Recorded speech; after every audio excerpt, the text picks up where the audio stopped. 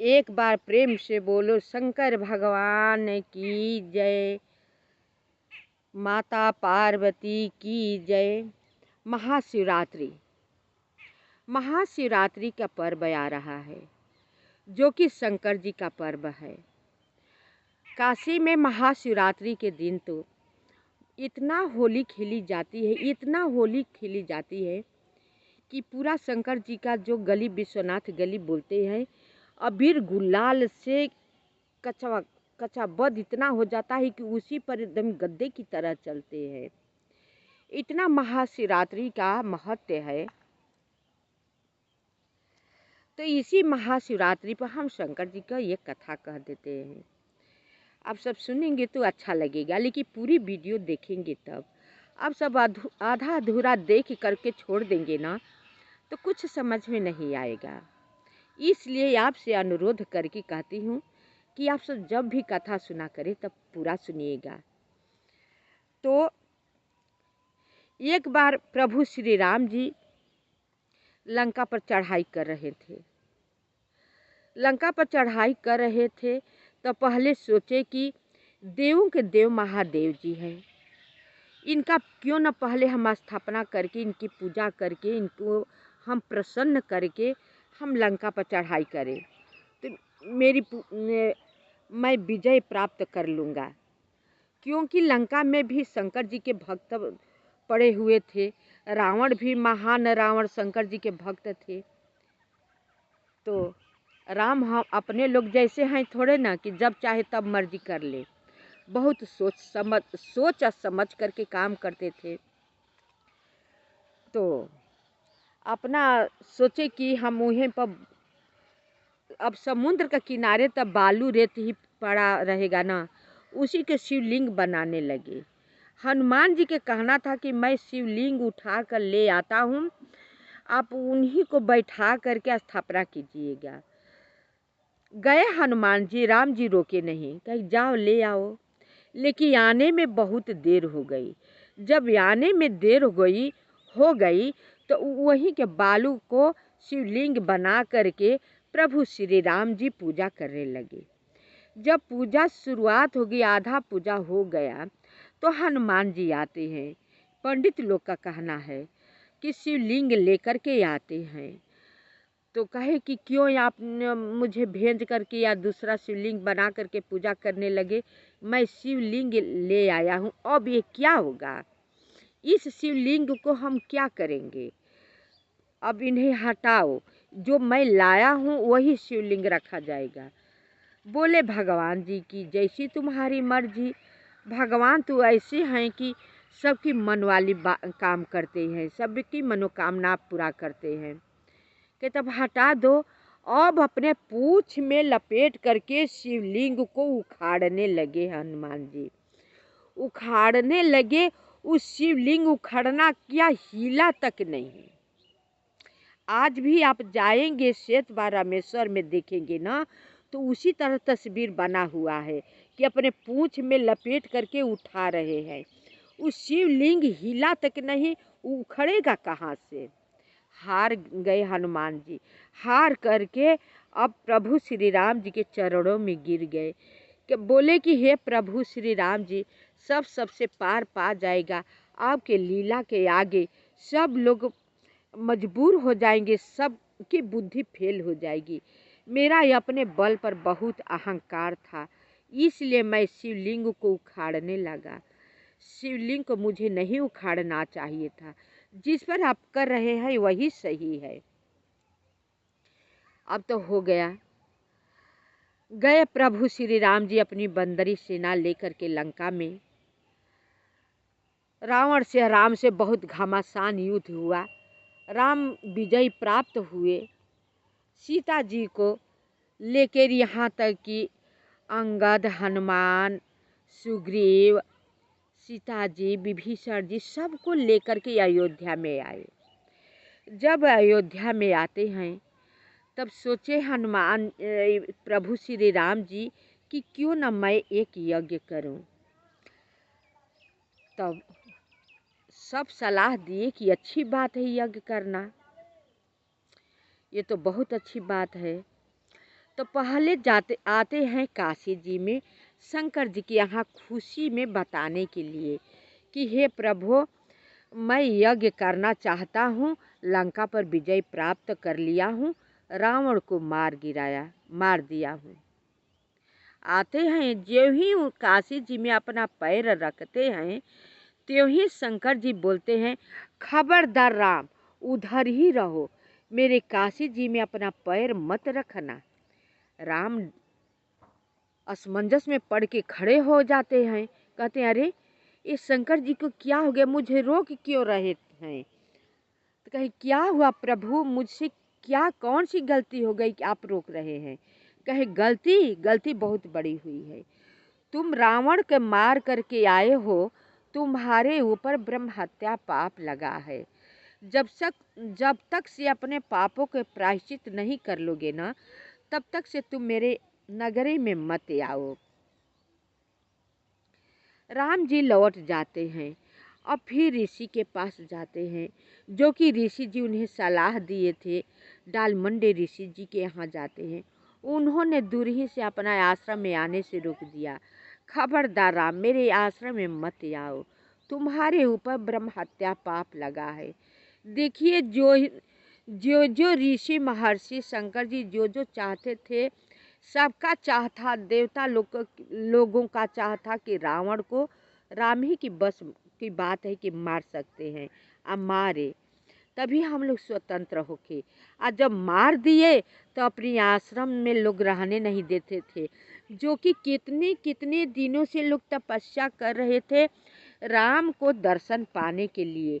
आज दिन वो आ गया जब रावण को मार दिए, तो अब उन्हें अपने आश्रम में आने से सारे लोग रोक रहे हैं। ऋषि महर्षि शंकर भोले बाबा सब रोक रहे हैं। अब उन लोगों का कहना क्या है कि तुम्हारे ऊपर ब्रह्म हत्या पाप लगा है, मेरे आश्रम में मत आओ। राम जी बहुत परेशान हो जाते हैं, ऋषि लोग भी परेशान होते हैं कि राम के ऊपर का ब्रह्म हत्या पाप छूटेगा कैसे। ये यज्ञ करना चाहते हैं, पहले अपने पाप को छुड़ाएंगे तब तो यज्ञ कर सकते हैं। जब महर्षि सब इकट्ठे हुए काशी जी में, तो राम से बोले कि ये राम, एक काम करो, तुम सोमवार दिन के यहाँ जाओ और उससे कहना कि तुम मेरे लिए एक दिन का अपना समय दे दो, ताकि मैं अपना पूजा पाठ वगैरह कथा वगैरह जो करना हो मैं कर लूँ। सोमवार के दिन के यहाँ राम जाते हैं। सोमवार बहुत आव भगत करते हैं, राम को बिठाते हैं, पूछते हैं कि कहिए राम, आप किस काम से आज मेरे पास आप आए हैं, आपको मैं क्या उपकार कर सकता हूँ। राम बोले कि उपकार तो यही है कि तुम मुझे एक दिन के लिए अपना समय दे दो, मेरे ऊपर ब्रह्म हत्या पाप लगा है, अपने पाप को छुड़ाना चाहता हूँ। सोमवार कहते हैं कि धन्य है राम, आप तो अच्छी बात कह रहे हैं, लेकिन आप कभी विचार किए हैं कि आज रविवार शाम है, बीत रहा है, कल ही मेरा सोमवार का समय है।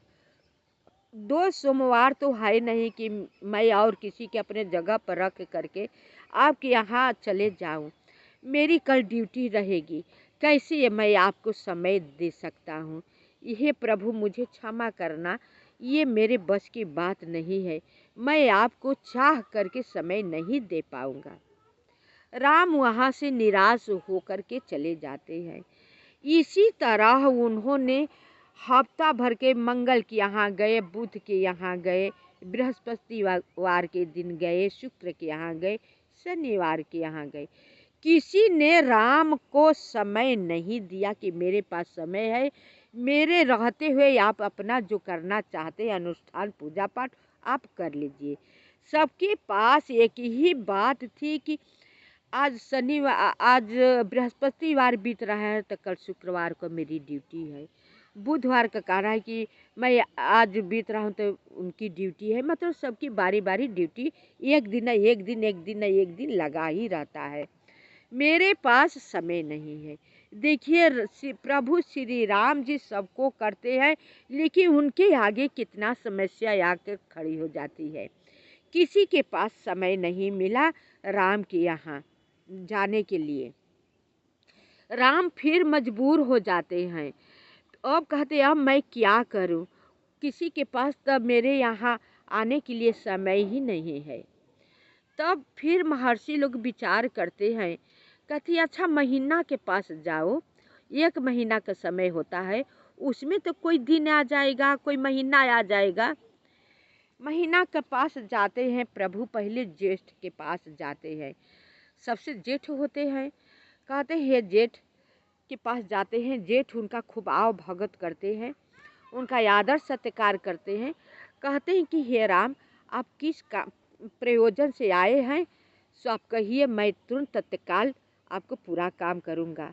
तो राम कहते हैं कि मैं यज्ञ करना चाहता हूँ, आप मेरे लिए अपना समय दे दीजिए 1 महीने के लिए। जेठ कहते हैं कि हे प्रभु, आप कैसी बात कर रहे हैं, बैसाख का मास बीत रहा है, कल ही से मेरी ड्यूटी लग जाएगी।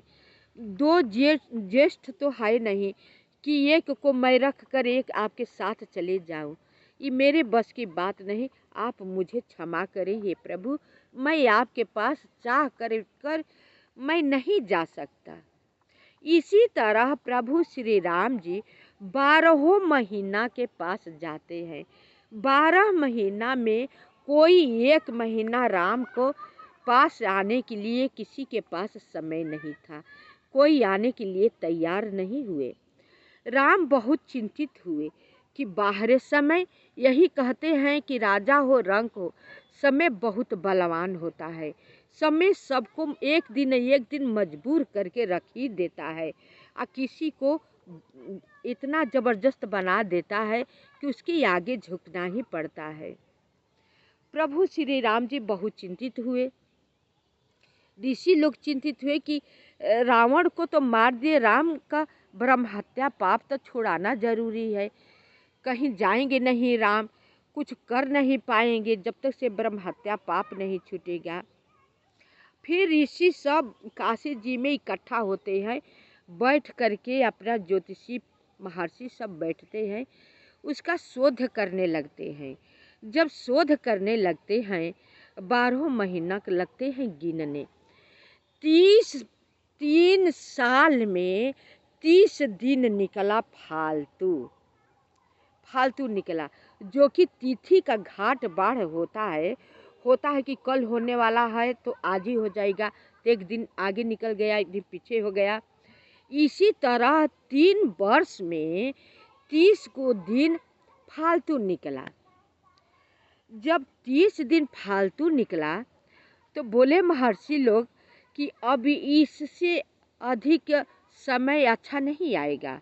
ये 12 महीना का 1 साल होता है, या यही 12 महीना में शुभ कार्य होता है। जो 1 महीना फालतू है उसमें तो कोई कुछ करेगा नहीं मनुष्य शुभ कार्य।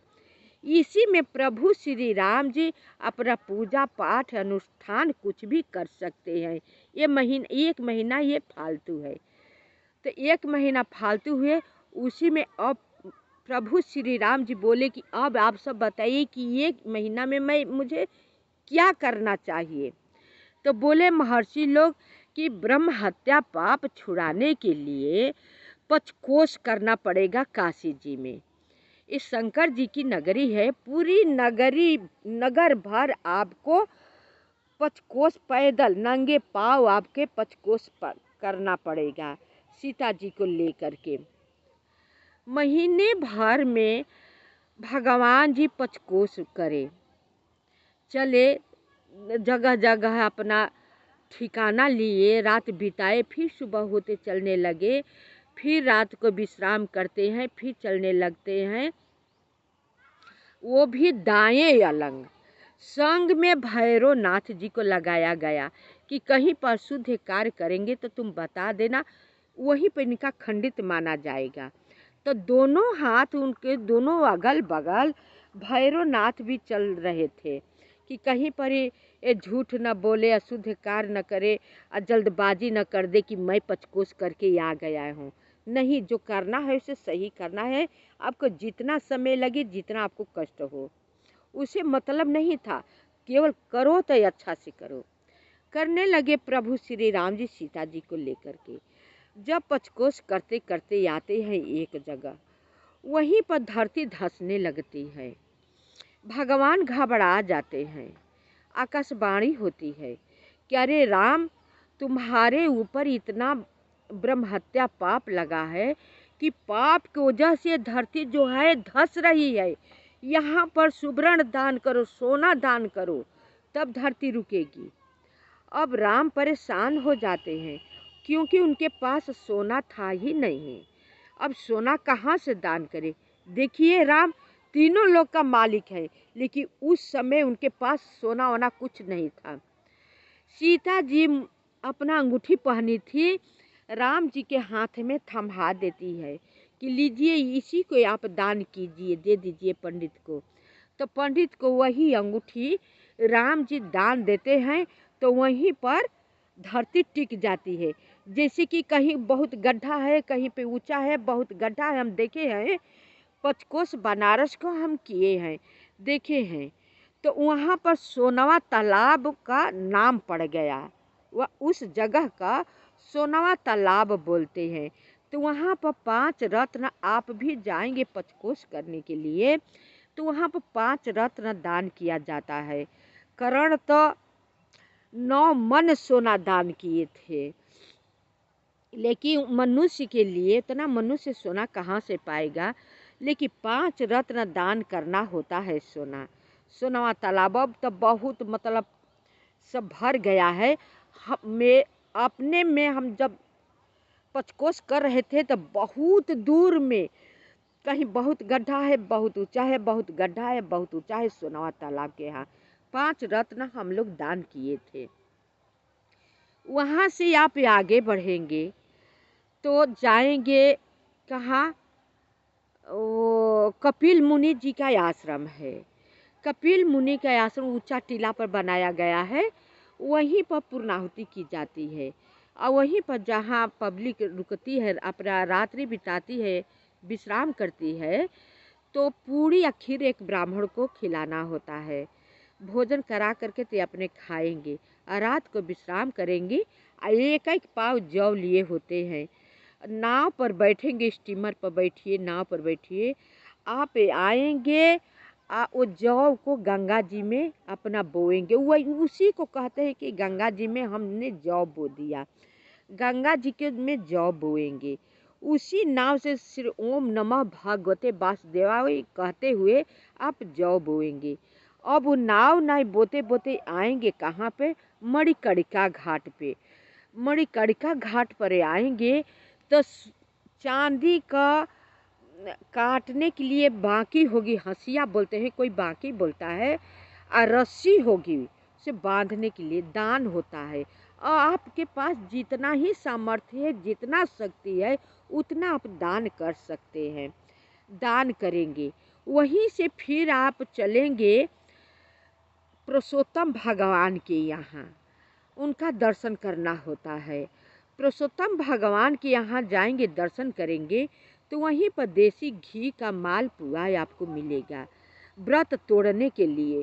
वहीं पर आप व्रत तोड़ेंगे और वहीं पर चाय पानी करेंगे। अब साधन पर बैठ करके अपने घरे आएंगे। पचकोस का विधान है, यह प्रभु श्री राम जी किए हैं काशी जी में। सीता जी बोली कि हे प्रभु, हे शंकर जी, आप हमसे तो ये करा दिए, अच्छी बात है, लेकिन ये मनुष्य के लिए बहुत कष्टदायक है। मनुष्य से ऐसा मत आप करवाइएगा। शंकर जी नहीं कुछ कहे। मनुष्य कोई साधन से करता है, कोई चप्पल पहन कर करता है, हम अपने लोग तो पैदल किए हैं, बहुत कष्ट होता है। सामान ढोने के लिए, बनाने खाने के लिए होता है, केवल मूंग की दाल और रोटी खाएंगे और कुछ नहीं खाना होता है। आप जितना दिन में आप पचकोस करें, आपके चलने के ऊपर है, कितना दिन भर में चल सकते हैं। 2 या 2:30 बजे रास्ता आदमी चल देते हैं। धूप हो जाता है तो चलना मुश्किल हो जाता है। चल देते हैं। इतना ही अच्छा लगता है पंचकोश करने में, इतना अच्छा लगता है कि गाते हैं किस तरह के, हम गा कर बता देते हैं। हर हर महादेव शंभो, काशी विश्वनाथ गंगे। हर हर महादेव शंभो, काशी विश्वनाथ गंगे। काशी विश्वनाथ गंगे, माता पार्वती संगे। इतनी सुंदर से लय से ध्वनि गाते हुए पब्लिक चलती है ना, इतना ही अच्छा लगता है। अच्छा, जो जितना आपके रास्ते में देवी देवता का मंदिर पड़ेगा, सबको पूजा करना, आपको चलना है। पूजा करते हुए तीखे उखे रास्ता आप नहीं चल सकते हैं, एकदम सीधे दाएं की तरफ आपको चलना होता है। आप फिर भी वही का फूल ले करके मंदिर में लिख देंगे, अपना नाम लिख करके बता देंगे कि हे भगवान, मैं यहाँ पर आई थी पंचकोश करने के लिए, आप साक्षी गवाही रहना। पहले चलने से, पंचकोश करने से पहले एक दिन पहले ही आपको घर छोड़ देना है। कहीं पर चटाई